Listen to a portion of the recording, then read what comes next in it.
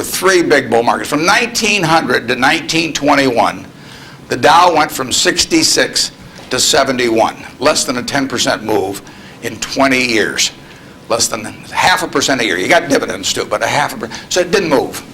From 21 to 29, as you point out, it went from 71 to a high of 381 in September of 1929. Went up 500%. Well, obviously, the well-being of the country didn't go up 500% during that period, and the well-being of the country went up a whole lot more than 10% during that first 21 years. So you got this very uneven development. Then from September of 1929 until the end of 1948, the Dow went from 381 to about 180. It was cut in half.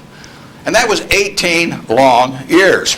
And yet the per capita GDP was moving right up during this whole period. So the economy was doing fine. From 48 to 65, the Dow went again from about 180 up to close to 1,000. Again, 5 for 1, which was far outstripping it.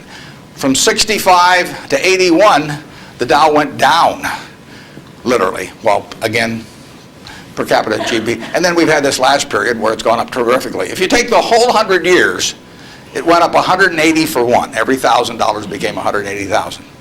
But 43 and 3/4 years were those three big, huge bull markets, and 56 and a quarter years were periods of stagnation, all in an economy that was doing fine, year after year after year.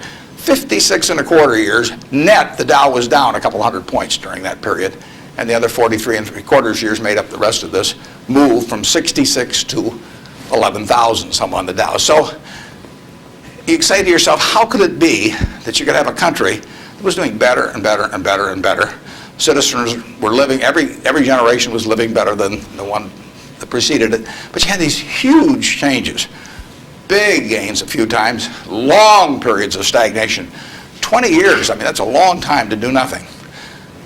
The answer is that investors behave in very human ways, which is they get very excited during bull markets and they look in the rearview mirror and they say, I made money last year, I'm going to make more money this year, so this time I'll borrow, or the neighbor says, I wasn't in last year when that neighbor was dumber than I made a lot of money, so I'm going to go in this year. So they're always looking in the rearview mirror. And when they look in the rearview mirror and they see a lot of money having been made in the last few years, they plow in and they just push and push and push on prices. And when they look in the rearview mirror and they see no money having been made, they just say, this is a lousy place to be. So they don't care what's going on in the underlying business. And it's astounding, but that makes for huge opportunity, just huge opportunity.